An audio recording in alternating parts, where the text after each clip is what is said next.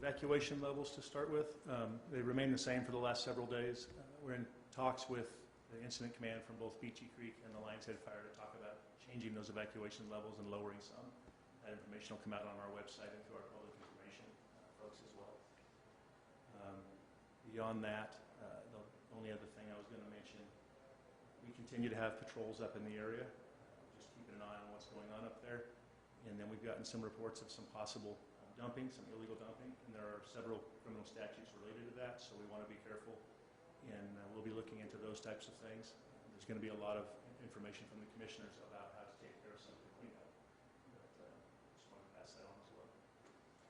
And Sheriff, you moved Detroit back from level 3 to level 2 and opened Detroit back up in limited capacity, is that right? Yes, they still have the ongoing trips in and out all the way to Detroit and Indiana while they're still cutting the trees and getting that road safe again as well. And those trips, pilot cars are guiding residents between Gates and Detroit every day. The first pilot car departs Gates, departs Detroit to Gates, is that right? There's one early in the morning now from Detroit to Gates, and then we're back to that normal schedule, and then those will continue for foreseeable future. Yep. And so for folks that want to get back up there, they can I guess there's a car that goes up at 9 o'clock in the morning, and comes back at 11, and then a car that goes up at 1 in the afternoon, and comes back at 5. And that early morning one is 7:30 in the morning, that is going from the cities of Detroit and Indiana down to Gates to let people through that area in case they need to come to the valley for a bit. And that's for folks who spend the night up there. Thank you. Yesterday, I sent a letter, an email to the governor asking the state of FEMA to assist us with cleanup of household hazardous waste. This will be done at the cost of the state and federal government. It will be 75%, 25% split between FEMA and the state. We'll continue to be involved in that effort, and we ask that we ask for 3 things. We ask that citizens not be penalized for cleaning up or hiring qualified contractors to clean up their own property safely. We ask that the state provide an information sheet to all of our citizens, and that the state and federal cleanup will prioritize watershed areas.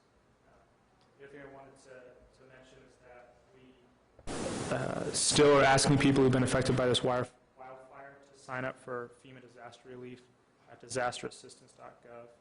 And FEMA has now located representatives at Anthony Hall in Sublimity. So you can actually go and speak to someone who works for FEMA, and they can walk you through that process and get you any assistance that's available to you. So with that, I'll let you have it, Commissioner. I will. Chair Wells just kind of got over the subject about debris management. It's something the county's working very hard on now. I'm going to ask a little patience, and I'll tell you why before we get through.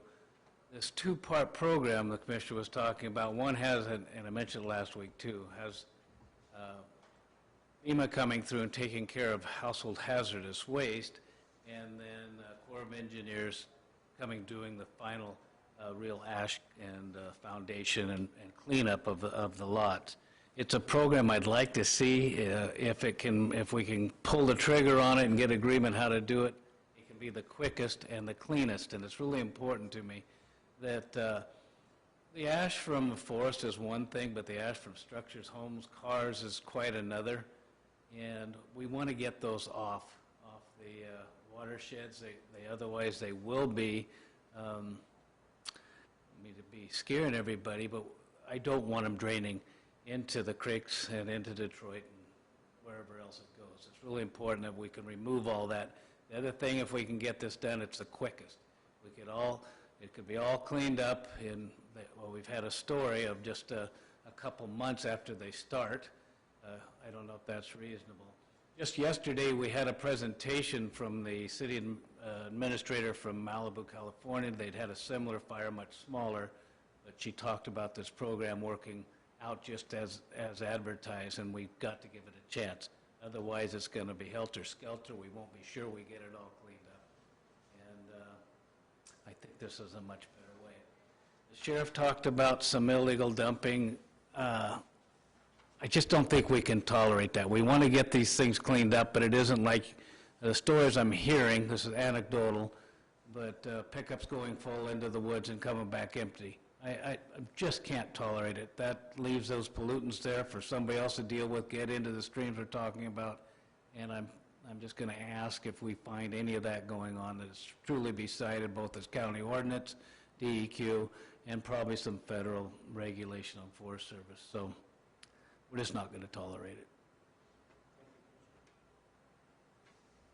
Ryan, do you want to add anything?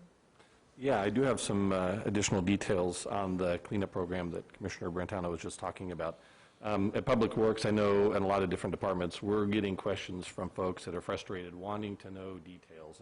And so we're working really aggressively with ODOT and our federal partners to get those details pinned down and out to people as quickly as we can. The state has formed a statewide task force to deal with debris management. That's the first piece, and that's the two-step program that the commissioner was talking about.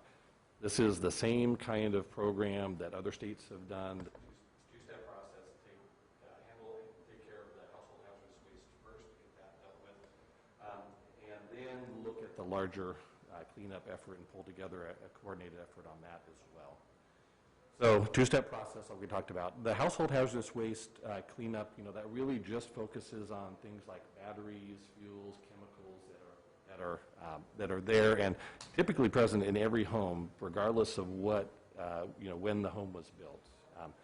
And that is the first easy step to take care of, because we can do it under the existing FEMA authorization. That's the reason why that's a priority focus right now. So the plan from the state level is they've asked EPA to lead that charge. EPA has done this in a number of other places, so they've got a fairly well worked out program. We are expecting to see boots on the ground mid-October for that first phase of the cleanup effort. We've got insurance from the state. There is no cost to homeowners or insurance providers for that. It is all of that is taken care. All those costs are taken care of in the FEMA program itself. And we, Marion County, we're asking the state to prioritize Sandy Am Canyon because of the sensitivity of the watershed and the number of the population that relies on the river. We're working with the state on that aspect of it. Step two, what everybody's calling the ash and trash cleanup, that's the larger effort, really taking care of the bulk of debris from vehicles and homes, that sort of thing, not from timberland, but from those residences and businesses. Still some details to work out on that. FEMA has not yet authorized the funding for that phase of cleanup. And the state and the feds have about another week worth of process to go through to get to that step. So we are in a process, and that's one of the reasons why we don't have all the details until those authorizations are finalized. But the plan is to do a large-scale coordinated cleanup effort across all the counties that are affected. Again, that'd be led either at the state or the federal level with input from the county, so we can help them understand what the priorities are and what our particular needs in the county are. The timeline on that one is not pinned down yet. So we're hearing that once they hit the ground, it's typically, like Commissioner Brentano said, a couple of months on something our size. So, but we won't have those dates until maybe a week from now or so. So there'll be more information coming out about that. All right, to participate in this. So here's a key element where the county is going to be involved. For property owners to participate in this coordinated cleanup effort, we, the county and the state, will need to obtain rights of entry from every property owner. So folks will see the county doing a very concerted effort to get the word out. We'll be canvassing everything we can from direct mailers to everybody's addresses. So if they have their mail forwarded to a new location, it should get to them. We'll be covering social media, all the places where we have services located for emergency response services. We'll have people there and hard copy forms for people to fill out. So there'll be ways of getting your hands on this both electronically as well as hard copy. The big key is if EPA hits the ground mid-October, they want to have this part, the bulk of the rights of entry received by October 16th. So we have a little over 2 weeks to complete that process. So asking people to keep an eye out for that and please respond, because we, the county, the state, the feds cannot enter on your property to take care of the household hazardous waste without that right of entry. The right of entry will cover both phases. So it'll give immediate access to take care of the household hazardous waste, and we won't have to come back and ask for additional authorization for the step 2 cleanup. And property owners do have the right to opt out of it. So if they don't want to participate in that program, they can. ODOT is kind of leading the project management portion of the project, so they promised some additional details and information that we can distribute today or tomorrow. That's about the timeline that they are on. If you are an uninsured property owner, this is probably your best route of getting that property cleaned and having it taken care of and not be a long-term liability, because it does become a liability of the owner to clean up those kind of hazardous conditions. So we really are urging people that are uninsured to get those right of entry forms back to us, and we'll be happy to answer any questions we can so they understand the ins and outs of what the program looks like. If you are insured, if you have insurance on your property, we're still encouraging you to participate, because this is the best way of assuring that we can get all the cleanup done and not have lingering issues. Now, if you're insured and you are ready to rebuild, we're not preventing you from hiring a qualified contractor and starting that process. All the existing DEQ programs are in place. So property owners do have that option, but we're just reminding everybody that there are rules and regulations that need to be followed. And if people contact our building and planning division, we will give them all the basic information they need to know about what the DEQ regulations are, who that qualified list of contractors are, to be able to deal with household hazardous waste and demolition debris. You have to be certified with DEQ. We have that list, so we can provide that to people so they know where to go.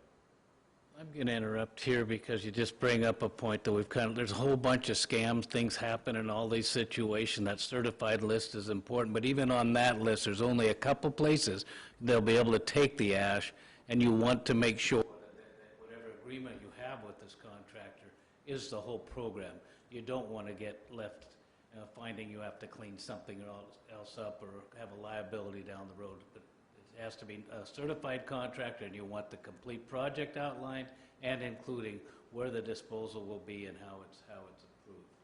Very good point. Under federal law, the owner of the property where that waste originates from is responsible all the way through disposal. So you want to choose your contractors carefully and make sure they have Thank you, Brian. Thank you, Commissioner. Commissioner Cameron? Well, Commissioner just stole my... Oh, did I? I'm sorry. So, no, I just, I want those that are watching is to make sure that, you know, the warning signs are up there, because during these times, there's all kinds of scams out there, and people will say they're certified contractors, and they'll show you some fake ID, or they'll call you. So there's all kinds of email attacks, knocking on doors. You know,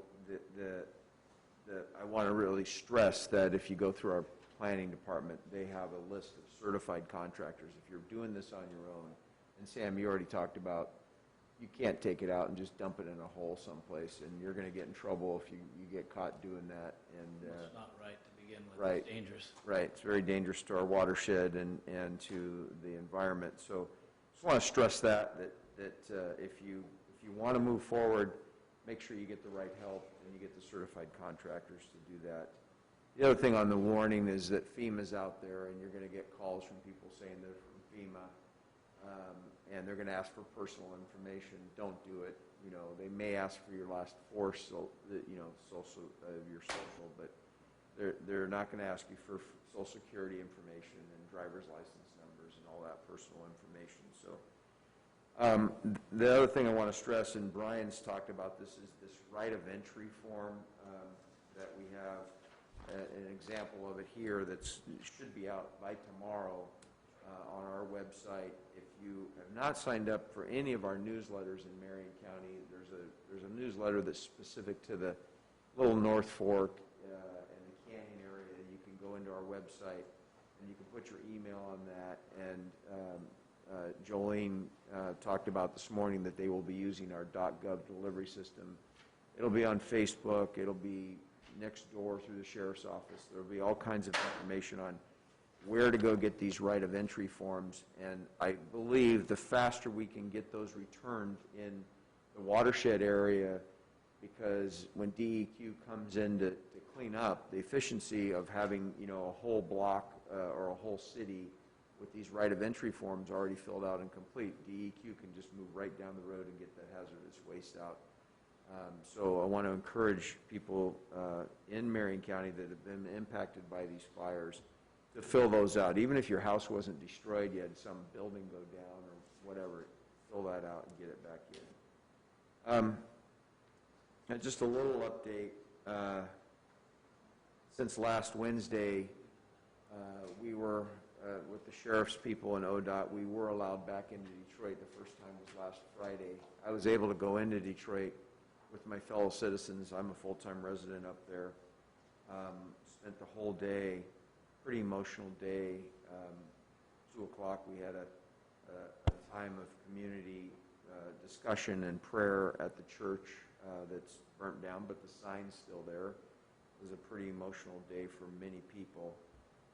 So that was Friday, and people have been going back into Detroit. Idana, people are moved back into their homes, and that's why the sheriff has got them 7:30. There's actually people living back in Idana because they have water, their power's back on, they're in their homes, but they need to get down and have a full day so they can shop, et cetera, in town. So that's the 7:30 route. Thank you, Sheriff, for pushing ODOT to get that done. And again, I want to compliment ODOT for moving things along quickly for the citizens.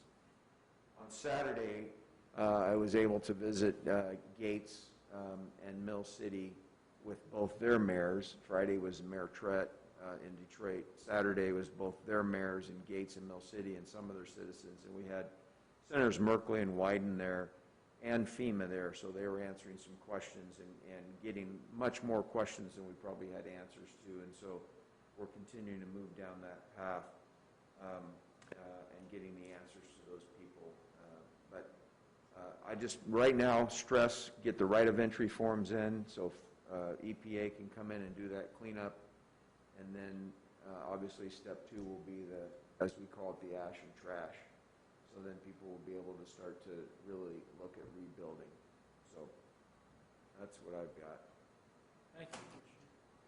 Sergeant Landers, do we have any questions this morning? The one question that was submitted was around where to find the right of access and entry forms.